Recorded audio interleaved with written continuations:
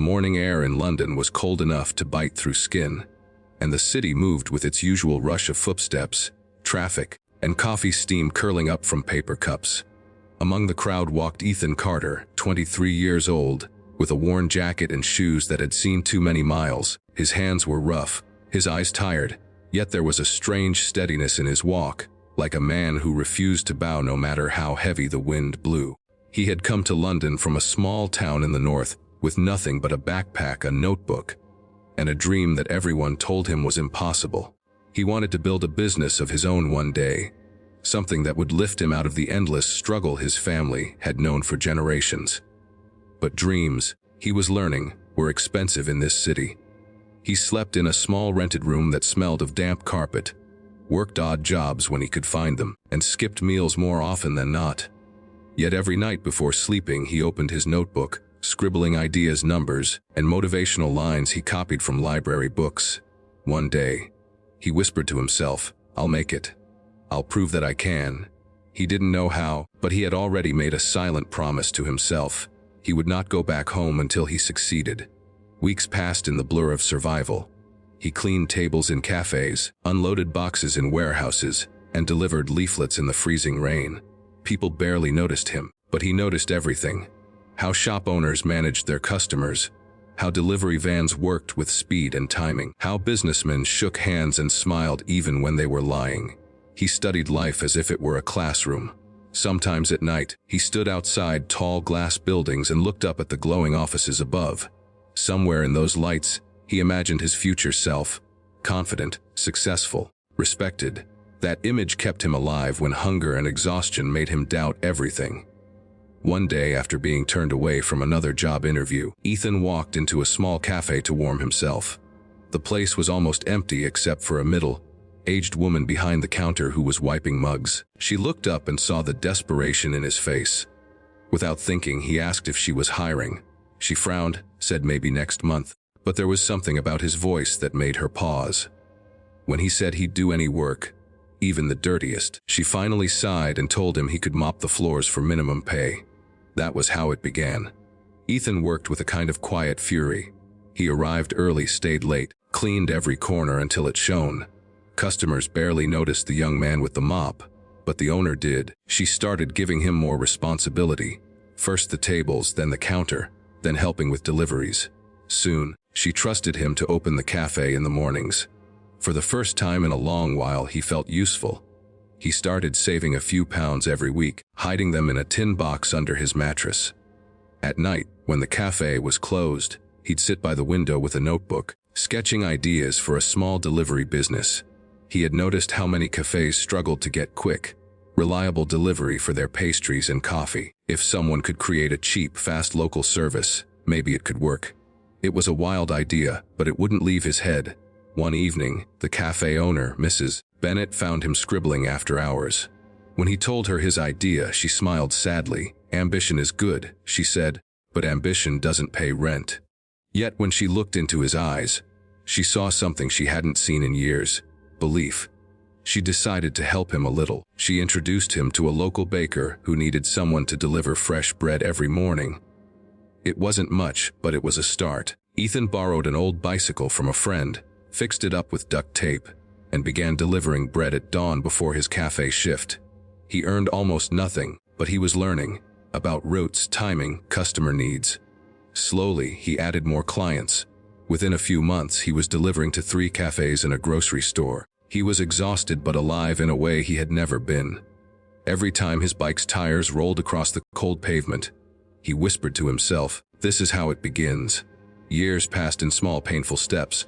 He saved every coin, upgraded from a bicycle to a used motorbike, then to a small van. He registered a business named Swift Drop Deliveries. It was nothing compared to big companies, but it was his. He worked 14-hour days, sometimes sleeping in the van, sometimes skipping meals. People called him crazy, but he didn't care. He was building something real. There were nights when he almost gave up. When a client refused to pay, when the van broke down, when loneliness hit so hard that silence felt heavier than bricks. But in those moments, he remembered his mother's voice back home telling him, "Work doesn't break a man, giving up does." and he pushed through. As his service grew, small businesses began to notice.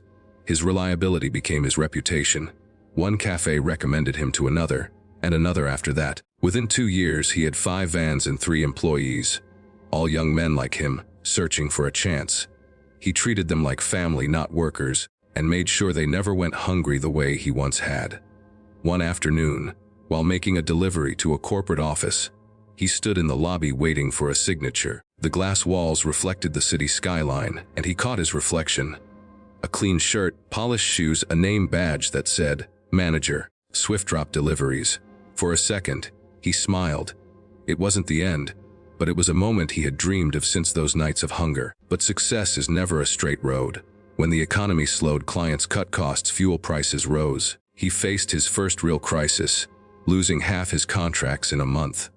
His employees looked to him for answers, and for the first time, he didn't have any. That night he sat in his van, staring at the rain hitting the windshield, wondering if this was where it all ended.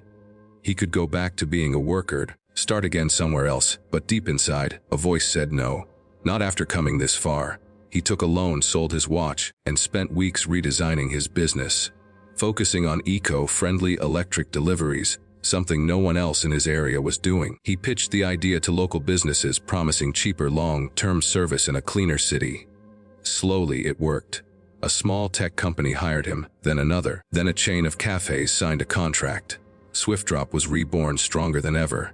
5 years after that first cafe floor he mopped, Ethan stood outside his new office building with the company logo shining above the door. 10 vans lined the street, all electric, all marked with his dream. His team had grown to 20 people, and his name was known among local business owners. That night, when everyone had gone home, he stayed behind, looking out of his glass window at the city lights. He thought of the boy who once stared at those same lights from the street, hungry and cold. Now he was standing among them. He called his mother that night. When she picked up, he could barely speak. "Mum," he said quietly, "we made it." She cried on the phone, and for a long moment, neither of them said anything. Words weren't needed. Ethan never became a billionaire. He didn't buy mansions or yachts, but he built something that mattered, a life made of effort, honesty, and persistence. People in his neighborhood began calling him the man who never gave up. He started mentoring other young dreamers, telling them his story not to boast, but to remind them that beginnings don't define endings. Years later, standing on a stage at a business event, he looked at a room full of students and said, "Success isn't about luck or talent. It's about refusing to stop when everything tells you to quit. I was a cleaner, a delivery boy, a man with no money. But I had one thing the world couldn't take from me: belief." The audience stood and applauded. Somewhere in that noise, he closed his eyes and smiled. Outside, the night air of London was calm. The same streets where he once walked hungry now echoed with his company's vans rolling through the city, delivering not just goods but proof. Proof that no dream is too small, no beginning too poor, no struggle too hard if the heart keeps going. And as the city lights shimmered above, Ethan Carter walked home with quiet pride. He didn't look like the rich men in their suits, but his journey had made him richer in ways they could never understand. Because success isn't found in what you own. It's found in what you overcome.